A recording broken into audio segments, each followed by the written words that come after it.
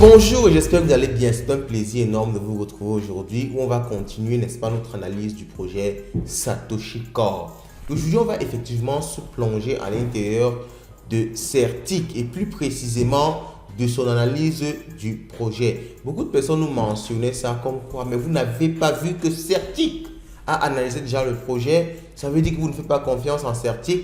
Loin de là, mais beaucoup de personnes ne savent même pas ce que Certic fait exactement. Certic audite des projets. Auditer un projet, ce n'est pas approuver un projet. Auditer un projet, c'est analyser sur le plan financier, sur le plan technique, est-ce que le projet est fiable. Donc, au retour d'une analyse, d'un audit, il y a effectivement un rapport d'audit qui montre ce que l'entreprise a pu trouver. Beaucoup de personnes ne se sont même pas intéressées au fait de lire ce document-là, de comprendre ce qui se passe au fond, mais ils sont juste là en train d'espérer qu'ils vont devenir multimilliardaires avec le token Core. Ce qu'on a déjà dit, c'est impossible et le listing nous a bien montré que c'est tout simplement impossible. Mais maintenant, on va voir effectivement de quoi il s'agit dans ce rapport d'audit-là. Et pour ceux qui viennent de nous retrouver, sachez qu'il y a une partie 1, 2, 3, 4, 5. Donc, peut-être ce sera important pour vous d'aller déjà voir ces parties-là pour mieux comprendre tout le fil, n'est-ce pas, de nos analyses sur le projet Satoshi Core. Donc, tout cela dit,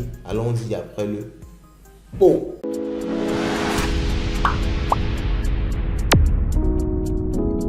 Les différents audits de Certic sont présents sur son site internet certic.com. Vous aurez la possibilité d'avoir la liste des projets que Certic a analysés et surtout avoir le rapport d'audit. Donc, comme je le disais, un audit n'est pas forcément une approbation du projet. Je rappelle que Certic avait audité le projet Liepmal et avait tout simplement dit au final que le projet Liepmal est un scam. Donc, il est important, après un audit, d'aller voir le rapport d'audit pour comprendre effectivement ce que Certic dit par rapport au projet. Ok? Et nous sommes totalement transparents. Il ne s'agit pas de faire une chasse aux sorcières ou de critiquer le projet Core à vie. Non, on lit et on fait, n'est-ce pas, des analyses de ce qu'on trouve. C'est ce qu'on a fait jusqu'à présent et c'est ce qu'on continue à faire jusqu'à présent. Alors, donc, déjà, quand on entre dans le rapport d'audit du CoreDAO, il y a un score de 86 sur 100, ce qui est déjà bon. Okay, mais il faut savoir aussi comment ce score a été obtenu. Il ne faut pas juste se dire que non, c'est 86 sur 100, ça veut dire que c'est sûr. Non, pas du tout. Il faut faire très attention. Donc, Security Score, Market and Community. Donc, il y a une grande partie qui provient, n'est-ce pas, de la communauté. Et vous savez, la communauté, c'est ceux qui sont dans le projet. Ils ne peuvent que donner un bon score. Bon, ici, ce n'est même pas trop super intéressant parce que c'est un score générique. Parce que vous allez voir, ici, on le précise. C'est un index qui mesure le projet entre ses performances du marché, sa communauté et la sécurité relative. Donc, on ne va pas s'intéresser à ça parce que ça ne nous donne pas vraiment des éléments qu'on peut analyser. On va plutôt s'intéresser à l'audit, l'historique de l'audit. Donc, on peut trouver ici Core Audit History et on peut voir ici PDF. Quand on dit View PDF, ça veut dire que c'est le PDF qui va regrouper le rapport d'audit de Certic. Donc, on va entrer ici au niveau de View PDF. Et on a un PDF vraiment complet qui va nous détailler ce que Certic a trouvé concernant le projet. Donc, on va rentrer directement à l'intérieur du PDF. On va l'agrandir rapidement.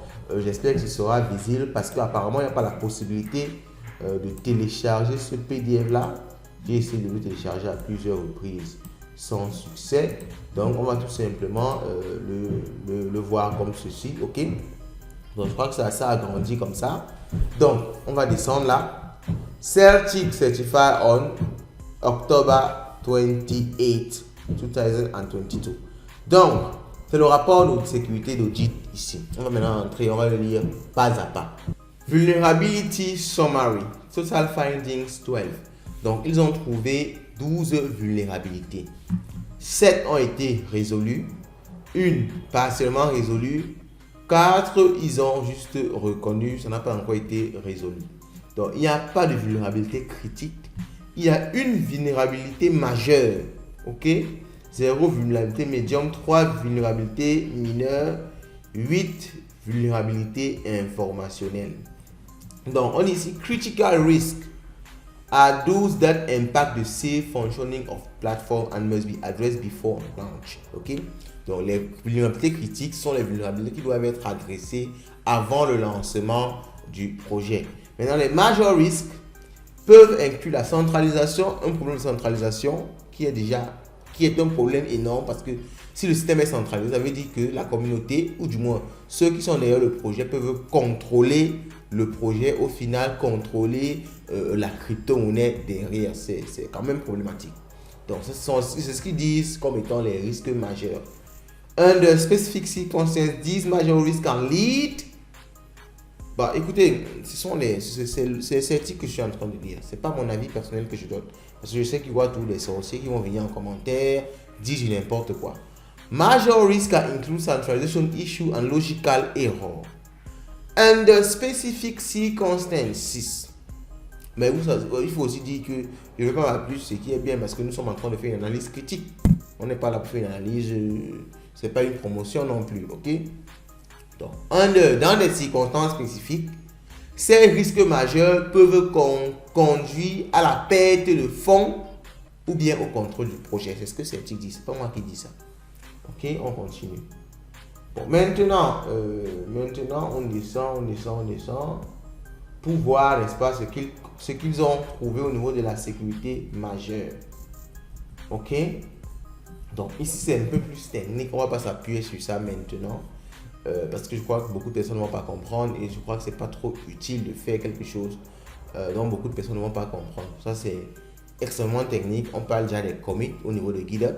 On parle des fichiers particuliers à la construction, n'est-ce pas, du protocole core. Ça ne nous intéresse pas pour l'instant. On a juste envie de voir, du moins on a envie de voir, n'est-ce pas, ils ont parlé d'une sécurité, d'un problème de sécurité majeur. Et c'est ça qu'on a envie de ressortir. On a envie de voir à quel niveau il précise et à quoi ça consiste exactement. Alors le PDF s'est fermé, on va le rouvrir. On va voir en quoi ça consiste exactement. Donc on redescend là. Ce sont les commits, ce sont les trucs techniques. On va pas s'intéresser à ça tout de suite. On descend et on dit ok. Bon, this report has been prepared for Core DAO to discover issues and vulnerability in the source code of Core DAO project, as well as any contract dependencies that were not part of an officially recognized library. A comprehensive examination has been performed, usually manual review and static analysis review. Bon, ça c'est ils expliquent comment ils font l'audit. Testing the smart contract, ils testent les smart contracts contre des attaques, des common and uncommon attaques. Accessing the code base to ensure compliance with the current best practice and industry standards. Ils reviewent le code de Satoshi Core. Ensuring contract logic means the specification and intention of the client. Cross-referencing contract structure and implementation against similar smart contracts produced by industry leaders. Donc, ils comparent ça des smart contracts de l'industrie et ils review ligne par ligne le code base de l'entreprise Core DAO. Ok, ça, ils expliquent ici juste rapidement comment est-ce qu'ils font l'audit. Ça ne va pas nous intéresser exactement. Et ils rappellent un peu en quoi consiste Core DAO. DAO, Governance Module, DAO, Treasury, Airdrop Pool, Team Contract, Bounding Curve Sales. Ça, c'est très important. Core DAO qu'ils ont analysé, c'est construit de 5 modules. Il y a la DAO gouvernance, la trésorerie de la DAO, l'airdrop, le contrat de la team et Bounding Curve Sales. Ça veut dire que dans leur analyse, ils n'ont pas parlé de l'application mobile Satoshi Core. Ils n'analysent pas l'application mobile Satoshi Core. Faites attention. C'est ce que beaucoup de personnes ne savent pas. Ils n'analysent pas l'application mobile Satoshi Core. Ils disent clairement ce qu'ils analysent ici. Et ce n'est pas présent à l'intérieur. Pourquoi? Je ne sais pas. Pourtant, ça devait être inclus parce que l'application Satoshi Core est un élément principal du corps de Core DAO, de tout l'écosystème Core. On devait analyser l'application Core pour voir qu'est-ce que l'application fait, est-ce que ça récolte, est-ce que. Mais là, ils ne le font pas. Bon, moi, je ne sais pas pourquoi. Avançons. Avançons pour voir les findings. Ok, voici les findings. Ce qui est plus important, comme on a dit, les éléments mineurs, on ne s'intéresse pas trop à ça parce que c'est vraiment mineur. L'élément qui est problématique, centralization related risk major.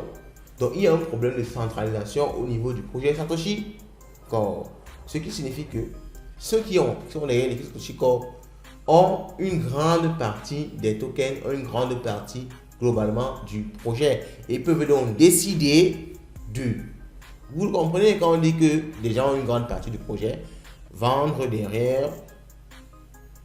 On l'a vu tout à l'heure, ce que un risque majeur de centralisation peut provoquer. Parce que je n'ai pas envie de le dire. Si je le dis, c'est comme si c'est moi qui veux. C'est pas moi qui veux, ok? Ce sont les éléments que Certic a donné. On va remonter pour bien voir cette partie-là. C'est un risque majeur, donc je crois que c'est important quand même de le souligner. Ils disent, alors on va remonter, c'est ici. In the specific circumstances, this major risk can lead to loss of funds. Ça peut causer la perte des fonds ou bien le contrôle du projet par l'équipe. C'est quand même un peu problématique. Donc globalement, dites-moi ce que vous pensez de ça. On a analysé très rapidement ce que Certic a pu nous fournir au niveau de leurs analyses. Le score global est bon, on ne peut pas dire le contraire, mais il reste que des risques de critique, il reste des risques critiques majeurs au niveau, n'est-ce pas, du projet Satoshi Core. Et cet élément-là nous montre une fois, en fait, ça s'ajoute entre guillemets, n'est-ce pas, à nos inquiétudes concernant le projet Satoshi Core. Mais le score est quand même bon de façon générale. Qu'est-ce que vous pensez de ce qu'on a vient d'analyser là, de ce qu'on vient de voir là, de ce qu'on vient de lire là? Dites-nous ça en commentaire et on se retrouve à la prochaine.